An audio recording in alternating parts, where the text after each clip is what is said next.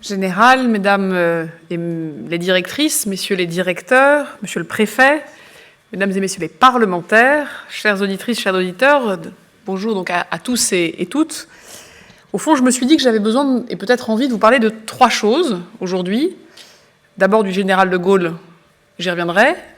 Ensuite, d'Europe, et parce que c'est à la fois votre sujet et que ça a été, entre guillemets, le mien pendant 18 mois, puisque j'ai eu le grand honneur d'être secrétaire d'État aux affaires européennes au moment où nous avons réussi à mettre sur les fonds baptismaux cette conférence sur le futur de l'Union européenne. Et puis de formation des cadres dirigeants publics, puisque le fait même qu'aujourd'hui soit créée cette réunion intercycle dit beaucoup aussi de la réforme de la haute fonction publique et de l'ambition que nous avons sur la formation continue. Je disais que j'allais commencer par le général de Gaulle parce que nous sommes le 9 novembre, parce que le titre de votre programme est « Relier les intelligences ». Et je me suis dit que la citation, ce qui est toujours de bon ton de commencer par une citation pour s'inspirer, du général de Gaulle qui disait que si l'intelligence ne suffit point à l'action, il va de soi qu'elle y prend part, il me semblait important de bien nous ancrer dans cet appel non seulement à l'intelligence et à la réflexion, mais surtout ensuite à l'action. Et beaucoup de vos missions, j'ai pu regarder un peu les uns et les autres ce qui était votre quotidien quand vous n'êtes pas ici à l'école militaire, doit vous pousser, je crois, à tirer le meilleur de cette initiative pour surtout ensuite être des hommes et des femmes d'action.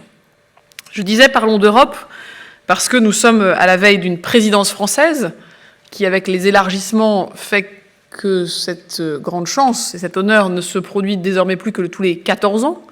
Et donc, je vous laisse calculer quand est-ce que la prochaine fois la France aura cette présidence, ce n'est pas tout de suite.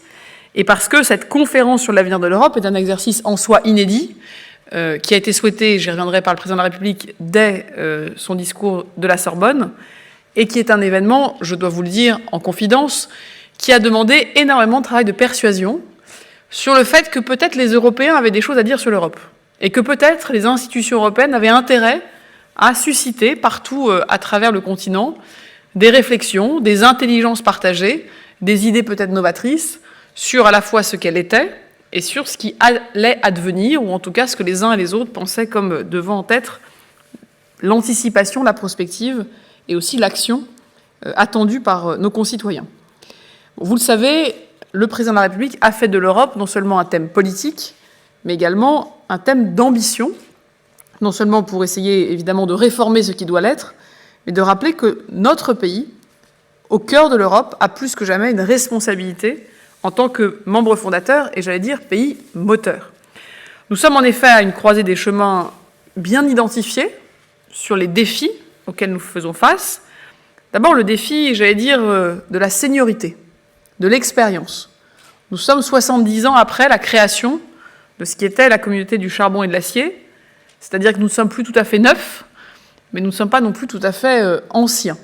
C'est un point de bascule et qui fait que d'un idéal de paix qui avait été présenté pour le continent, nous avons d'ailleurs, en tant qu'Européens, tous collectivement reçu le prix Nobel de la paix en 2012, un idéal de liberté également, avec des valeurs démocratiques dont l'Europe est le berceau, un idéal de prospérité, enfin, avec les vertus du commerce entre les États membres et la libre circulation des biens et des personnes. Nous voyons aujourd'hui que nous avons devant nous de réelles questions. D'abord, évidemment, une crise sanitaire qui, l'OMS l'a dit, a placé l'Europe au cœur, ou peut-être à l'épicentre de ses débuts, et à nouveau aujourd'hui, de ce qui occupe, je crois, tous nos esprits. Des défis géopolitiques. Encore cette nuit, aux portes de la Pologne, à notre frontière orientale, des crises se jouent ou se déjouent sur des événements à la fois prévisibles et imprévisibles. Évidemment, la montée des grandes puissances qui bouleversent les équilibres mondiaux, qui ne partagent pas toujours nos valeurs, doit nous rappeler, là aussi, que l'action est nécessaire. Un défi économique, avec des changements de modèle économique des entreprises, avec une révolution numérique qui change notre rapport au travail, mais qui change aussi la valeur relative et absolue des biens que nous consommons. Un défi démocratique, avec le recul de valeurs qui nous semblaient essentielles dans certains pays de l'Union européenne, le débat sur l'état de droit, nous rappelons combien certaines évidences ne sont manifestement plus des évidences partout.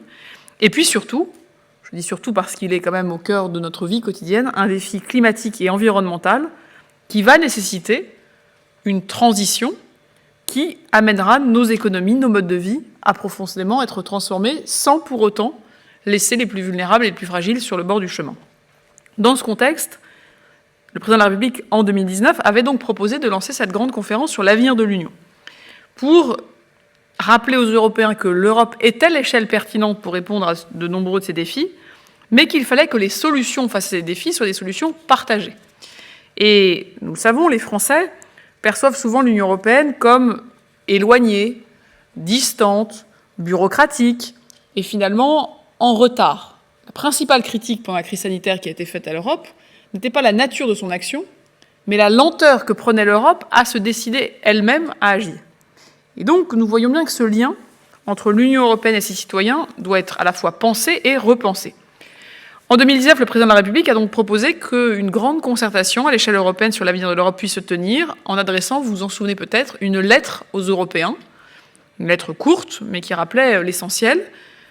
Nous avons, je dis nous parce qu'il a fallu que, personnellement et avec beaucoup d'autres, nous émettions beaucoup d'énergie, réussi à convaincre la présidente de la Commission européenne, le Parlement européen, le Conseil de l'Union à l'unanimité, qu'il fallait reprendre cette idée et en faire un exercice réel, tangible, et qui permette à chacun de s'exprimer. L'exercice a donc été lancé en mai, le 9 mai dernier, à Strasbourg, et l'objectif est vraiment de remettre la parole des citoyens, des décideurs économiques, des associations, mais non pas seulement des corps constitués intermédiaires, mais vraiment des citoyens qui, en direct, puissent partager à la fois leurs préoccupations et leurs propositions. Nous avons organisé, sur le modèle maintenant peut-être connu et reconnu, des conférences citoyennes avec des personnes tirées au sort de manière représentative dans chaque région. J'ai pu moi-même me rendre d'ailleurs à la conférence régionale en Île-de-France qui se tenait en Seine-Saint-Denis, dans un lieu qui a réuni pendant un week-end des citoyens qui ne se connaissaient pas et qui, à l'issue de leurs travaux qu'ils m'ont présentés, étaient arrivés à présenter des choses objectivement à la fois crédibles, sérieuses, et qui s'était rempli, j'allais dire, de la complexité des points de vue différents et parfois contradictoires qui étaient réunis. Partout en Europe se tiennent ces mêmes exercices et le travail collectif s'arrêtera fin 2022 avec un point d'étape important pendant notre présidence française.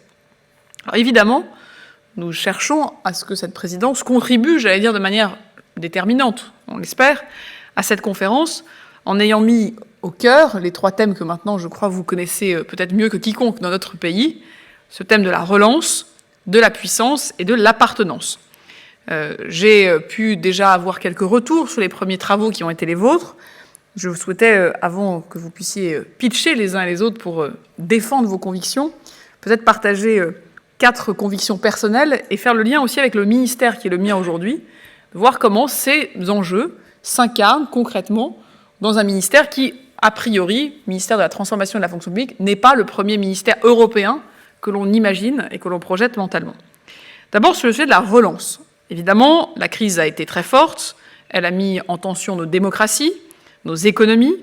Le plan de relance est un plan de redémarrage, c'est aussi un plan de préparation de l'avenir, et en termes de transformation numérique, en termes de transformation écologique, en termes de capital humain, de formation, nous y mettons collectivement en Europe des moyens. Je tiens à vous rappeler que la France est aujourd'hui le pays qui a le plus consommé en proportion son plan de relance par rapport à tous nos voisins, ce qui explique d'ailleurs une partie de notre effort rebond économique. La relance européenne, aujourd'hui, c'est un effort coordonné, un plan lisible. Au départ, c'était quand même beaucoup de discussions, beaucoup de négociations, une réelle révolution, le fait que nous nous endettions collectivement et solidairement. Et dans mon domaine, aujourd'hui, le plan de relance européen finance d'abord des projets de la vie quotidienne, qui est la vôtre, qui est la mienne. Le fait, par exemple, que nous puissions numériser la procuration de vote est financé par le plan de relance, avec notamment un gros soutien au ministère de l'Intérieur. Le déploiement massif de France Connect, 31 millions de Français qui utilisent France Connect et qui ainsi simplifient leur démarche, c'est financé par le plan de relance européen. Ou encore la dématérialisation des permis de construire, qui adviendra au 1er janvier 2022, là aussi, qui permettra, on l'espère, à la fois de simplifier la vie des Français, des entreprises, mais aussi de relancer la construction. C'est également financé par le plan de relance européen pour que nous nous modernisions, que nous accroissions notre compétitivité et notre capacité à faire vivre un pays de manière plus efficace. Sur l'enjeu de la puissance, Bon, évidemment, quand on parle d'autonomie stratégique, quand nous parlons de notre place dans le jeu géopolitique, nous voyons bien qu'il est essentiel que l'Europe puisse ne pas être la spectatrice d'un affrontement grandissant entre la Chine et les États-Unis de l'autre, mais que nous puissions jouer notre rôle avec nos valeurs, nos préoccupations, notre environnement géopolitique et géographique, et que si nous sommes 66 millions ou 68 millions de Français dans un monde de presque 8 milliards de personnes, nous avons évidemment des forces, la dissuasion nucléaire, nous siégeons au Conseil de sécurité de l'ONU, nous avons une armée générale qui est respectée, qui forme, qui rayonne, mais il est évident que la voix de la France, pour continuer à porter au niveau qui est le nôtre aujourd'hui et auquel nous aspirons collectivement, doit pouvoir s'appuyer sur une Europe puissante, une Europe puissance, et que nous puissions aussi être beaucoup plus lucides sur nos enjeux de souveraineté. Un exemple de mon ministère, c'est la politique que nous menons sur la souveraineté numérique. Je tiens à vous dire aujourd'hui, si vous lisez un certain nombre d'hebdomadaires, vous pouvez avoir peut-être des questions sur ce sujet, mais aujourd'hui la France est le pays qui a les règles les plus strictes en Europe sur ses achats, notamment d'hébergement numérique, de solutions par exemple de cloud, puisque nous avons fait un choix double, à la fois d'être très protecteurs de notre cybersécurité, et que donc les données publiques des ministères, des démarches administratives ne soient pas hackées, en tout cas que nous assurions avec l'ANSSI que nous avons pris toutes nos prérogatives de protection, et surtout, nous sommes le seul pays en Europe aujourd'hui à avoir mis la protection juridique contre les lois extraterritoriales, que ce soit le Cloud Act américain ou des dispositions extraterritoriales notamment venues d'Asie, qui nous protègent, ce qui fait que nous proposons aujourd'hui à nos administrations et aux entreprises de mettre leurs données sensibles sur des serveurs qui sont hébergés, dont la maintenance, dont les mises à jour sont réalisées par des personnes françaises et européennes. C'est une façon d'affirmer, là aussi, notre puissance, notre souveraineté. C'est une négociation, comme vous imaginez, très dure, que nous essayons aujourd'hui de passer au niveau européen pour que le standard, aujourd'hui, France, Italie, Espagne et Allemagne ont convergé sur ces standards, que nous puissions les faire monter au niveau collectif des 27. Vous avez ensuite travaillé sur l'appartenance, c'est-à-dire comment nous sortons d'une vision bureaucratique de l'Europe, mais bien une vision qui est au-delà d'un marché unique et celle aussi d'un continent de valeurs humanistes, qui sont au cœur de notre tradition démocratique. Et ce sentiment d'appartenance, c'est aussi un sentiment d'appartenance qui se voit dans les élections. Je vous rappelle que les élections européennes ont été les élections où la participation électorale a de fait été la plus élevée depuis les élections présidentielles dans notre pays. C'est un élément important et non anecdotique, puisque ce n'était pas totalement prévisible que cela se passe ainsi. Et puis enfin, le sujet de la résilience. Comment, en termes de sujet, d'ambition industrielle, de souveraineté, comment nous retrouvons la maîtrise de nos chaînes d'approvisionnement dans certains domaines, je pense évidemment à la santé. Évidemment, le plan France 2030, il trouve ici toute sa place. Évidemment, les grands programmes, les grandes visions d'avenir, portées notamment par la loi de programmation militaire, sont autant d'éléments qui nous projettent dans une capacité non seulement à voir l'avenir, mais aussi à nous protéger des crises futures. Donc voilà, en tout cas, une Europe qui, je crois, montre qu'elle est la maille pertinente face à de très nombreuses problématiques, défis que nous ne pourrons pas regarder de manière, j'allais dire, strictement nationale, et je crois que nous partageons largement, vu les travaux que j'ai pu consulter, cette ambition. Maintenant, vous parlez de fonction publique, puisque vous êtes, pour de très nombreux d'entre vous, des acteurs de l'intérêt général, du bien commun, de manière directe ou indirecte. Et en tout cas, si vous êtes là, c'est que vous croyez que vous avez un rôle à jouer dans l'avenir de notre pays, quel que soit votre rôle, qu'il soit dans une structure publique, associative ou privée.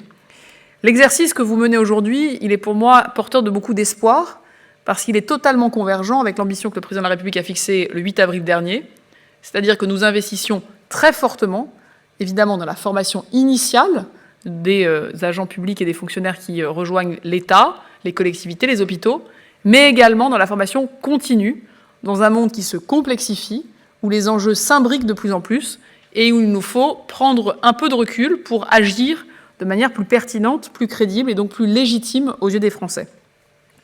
Deux éléments, je crois, dans ce que vous faites aujourd'hui qui rejoignent totalement cette ambition. D'abord, c'est d'être capable aussi de décloisonner les parcours de carrière, au-delà du décloisonnement de la formation, j'y reviendrai, de favoriser le partage d'expériences entre ministères, aussi avec le secteur privé, d'avoir des échanges interministériels, parce qu'on le sait, quand l'État fonctionne en silo, quand les services ne se parlent pas, cela mine notre capacité collective d'action et cela mine notre capacité à expliquer aux Français le sens de ce que nous faisons.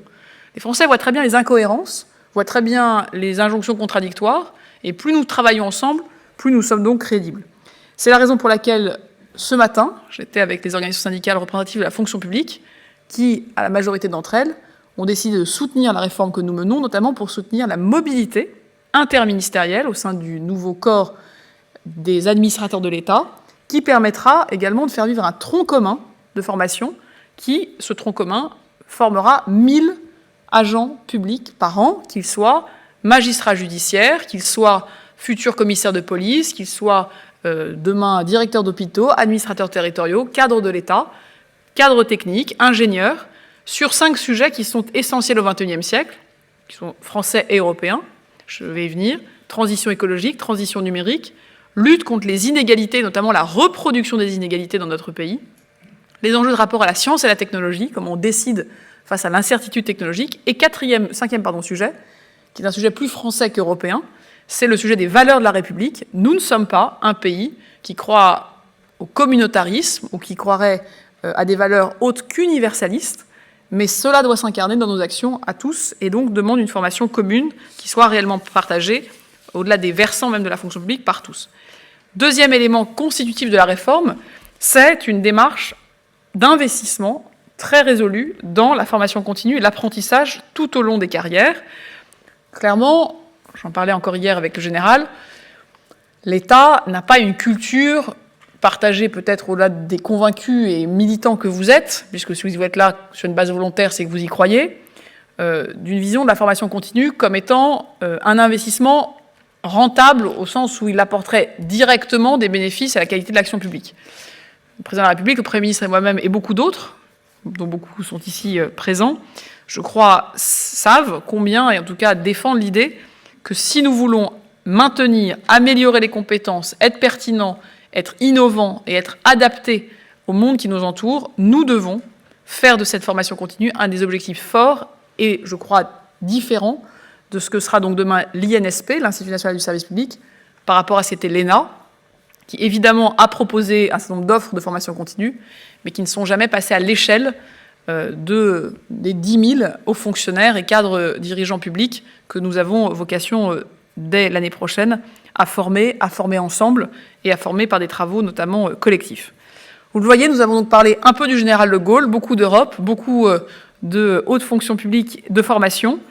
Pour résumer, je crois que nous avons ensemble, sur ces 2 sujets européens au XXIe siècle et avec des cadres publics, fort à faire.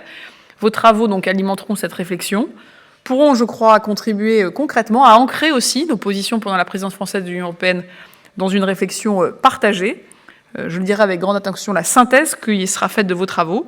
Je me réjouis donc que vous ayez lancé ce travail, mesdames les directrices générales et monsieur le préfet notamment, et puis tous ceux qui sont représentés ici à l'écran. Et je vous remercie pour votre attention. Je vous propose, avant que le Parlement ne m'appelle à venir, bien sûr, répondre à ces questions, à la traditionnelle séance des questions au gouvernement, de prendre peut-être 1, 2 ou 3 questions de la salle pour que cet échange soit aussi un échange.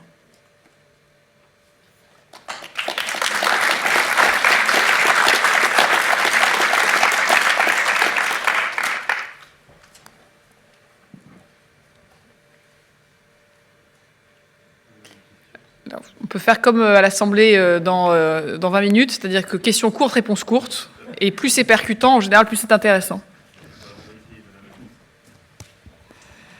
Oui, bonjour, Laurent Mazy, donc je suis le directeur des affaires publiques de Transdev, et là je représente l'Institut des hautes études des entreprises.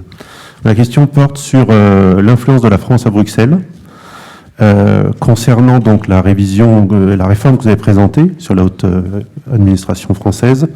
Est-ce que vous avez intégré aussi la manière dont on peut réformer notre présence au sein des institutions, notamment à la Commission ? Oui, doublement oui, parce que c'était un sujet dont je m'étais préalablement un peu occupée pour essayer de relancer aussi d'abord la préparation au concours européen dans notamment les réseaux Sciences Po, des universités aussi en France, pour rappeler aux étudiants que cette voie professionnelle existait.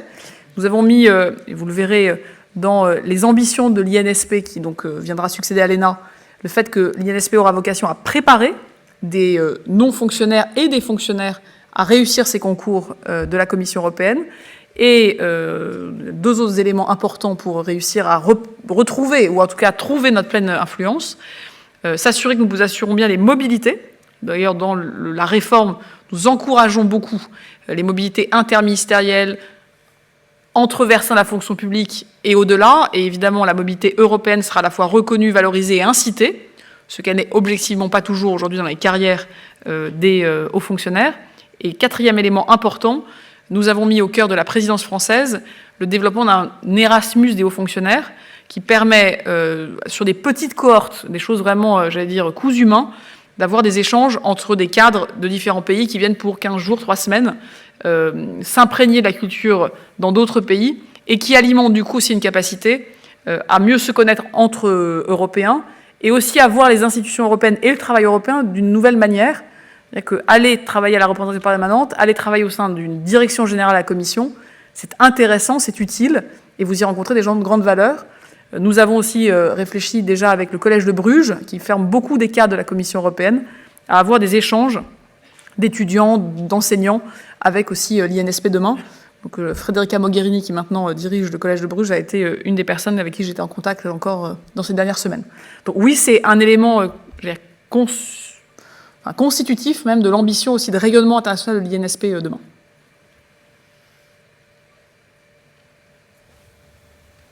Monsieur. Oui, ça va être très rapide. On passe de l'ENA, l'école d'administration, à l'école de service public. Oui. Oui, bonjour.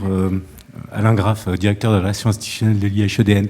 Non, simplement une question. On part de l'ENA, École nationale d'administration, à l'INSP, service public. Donc, changement d'époque, changement de nom, pourquoi pas fonction publique? Enfin, qu'est-ce que signifie exactement le choix de cette nouvelle dénomination? En un mot, pour être peut-être simpliste, mais en tout cas dans la philosophie, c'est de passer d'un État qui a une culture de la norme à un État qui a une culture du résultat.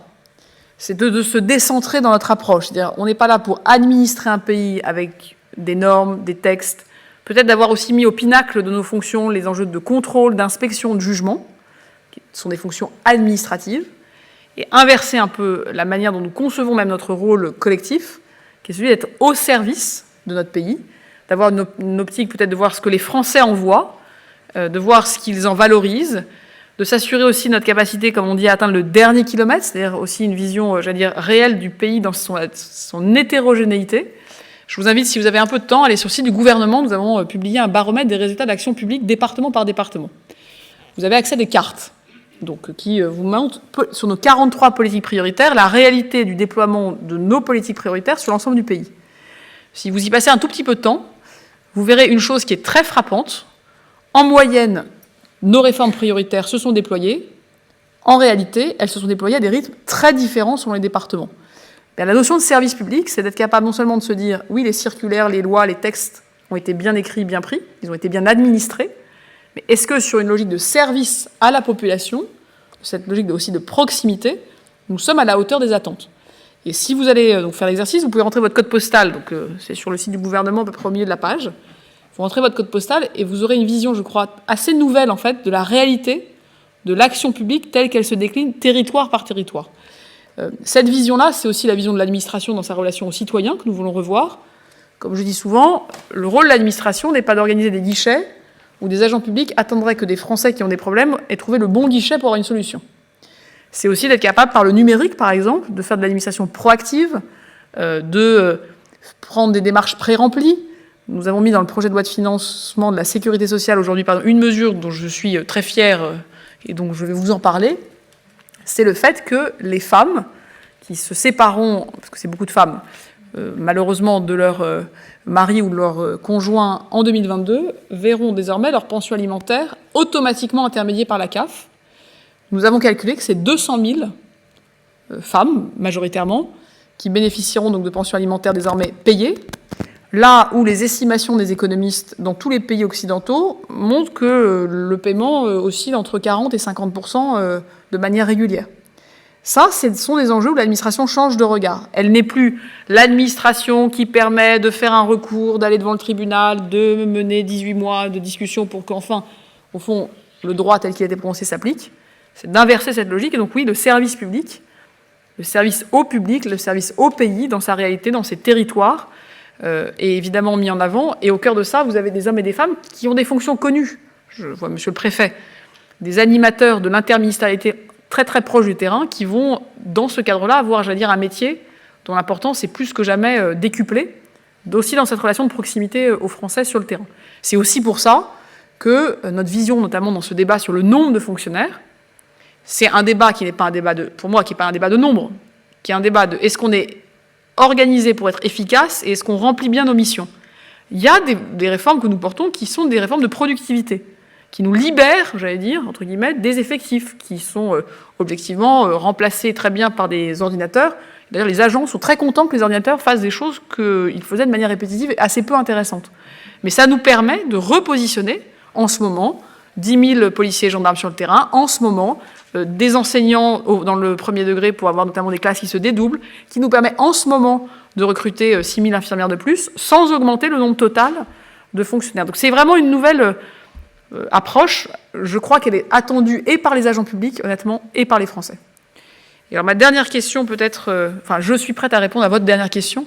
Alors, monsieur, peut-être très rapidement. Plusieurs fois. Madame la ministre, quel rôle vous envisagez dans la formation continue à venir pour nos instituts ?